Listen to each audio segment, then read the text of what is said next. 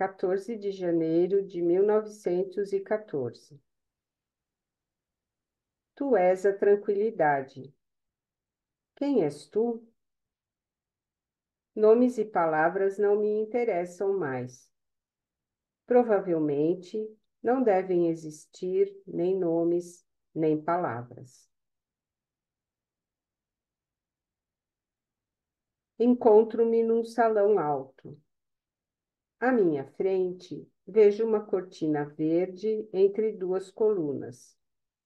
A cortina se abre silenciosamente. A vista se abre para um quarto menos profundo atrás dela. Ladrilhos de pedra, uma parede lisa, nela uma pequena janela arqueada com vidro azulado. Eu coloco meu pé no degrau que leva a este quarto pela cortina e entro. À direita e à esquerda, vejo uma porta na parede dos fundos do quarto. É como se eu me encontrasse numa encruzilhada. Devo escolher a direita ou a esquerda? Eu escolho a direita. A porta está aberta, eu entro. É uma grande biblioteca de aparência sóbria e moderna. Ambões, lâmpadas verdes. Aparentemente uma biblioteca tecnicamente bem equipada. No fundo, à direita, está sentado um homem baixo e magro e um pouco pálido de mais ou menos 40 anos. Evidentemente, um bibliotecário. A atmosfera é pesada.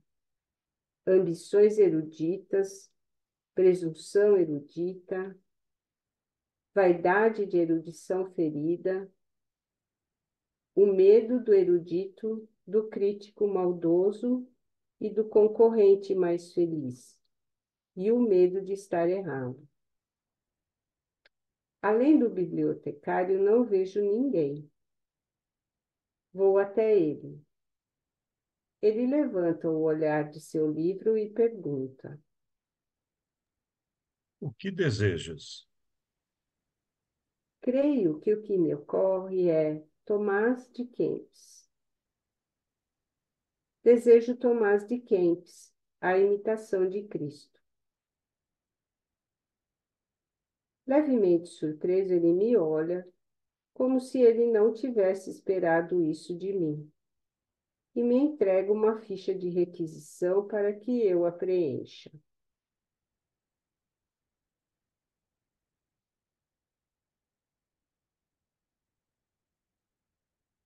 Eu também acho surpreendente que eu tenha pedido justamente Tomás de Kempis. Está surpreso por eu ter pedido justamente Tomás de Kempis? Bem, sim, raramente pedem este livro, e eu não teria esperado encontrar este interesse em ti. Devo admitir que eu também estou um pouco surpreso com essa ideia. Recentemente, porém, li uma passagem sucinta em Tomás de Kempis, que causou uma impressão especial em mim. Na verdade, nem consigo dizer exatamente por quê. Foi, sobretudo, o problema da imitação de Cristo. Tens interesses teológicos ou históricos especiais ou... Queres dizer, ou se quero lê-lo por devoção? Hum, bem, dificilmente. Quando leio Tomás de Kempis, eu o faço mais por devoção ou algo semelhante do que por interesses científicos. És tão religioso assim? Eu não sabia disso. Sabes que prezo sumamente a ciência. Mas existem, de fato, momentos na vida em que também a ciência nos deixa vazios e doentes. Em tais momentos, um livro como o de Tomás de Kempis significa muito para mim, pois foi escrito a partir da alma. mas um tanto antiquado. Hoje em dia, não podemos mais nos envolver na teologia dogmática cristã. Não chegamos ao fim com o cristianismo se simplesmente o deixarmos de lado. Parece-me que há mais nele do que vemos. E o que haveria nele? Por que razões e também em que idade costumamos deixá-lo de lado? Normalmente nos dias de estudo ou um pouco antes? Chamarias isso um tempo especialmente discriminador? E alguma vez examinaste mais a fundo as razões pelas quais descartamos a religião positiva? Na maioria das vezes, as razões são incrivelmente duvidosas. Por exemplo, por que o conteúdo da fé se choca com a ciência natural ou a história? Na minha opinião, isto não é necessariamente uma razão contrária desprezível, apesar de existirem razões melhores. Considero, por exemplo, um prejuízo a falta de senso de realidade nas religiões positivas.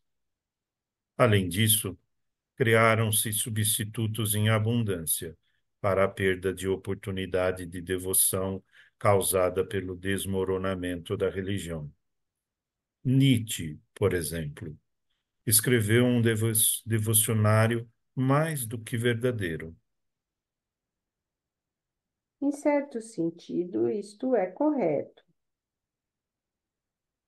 Mas, sobretudo, a verdade de Nietzsche é inquieta e provocativa demais para mim, boa para aqueles que ainda precisam ser libertos.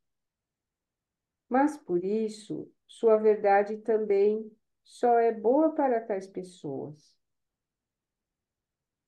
Como acredito ter descoberto recentemente, precisamos também de uma verdade para aqueles que precisam de restrição.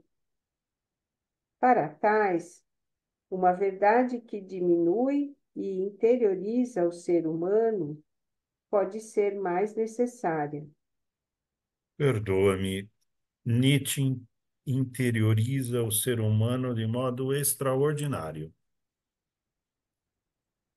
Talvez, a partir do teu ponto de vista, esteja já certo, mas não consigo me livrar da impressão de que Nietzsche fala àqueles que precisam de mais liberdade, não àqueles que se colidiram fortemente com a vida, que sangram de feridas causadas pelas coisas da realidade.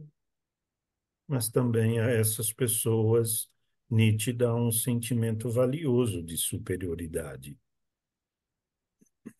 Não tenho como julgar isso, mas conheço pessoas que precisam não de superioridade, mas de inferioridade.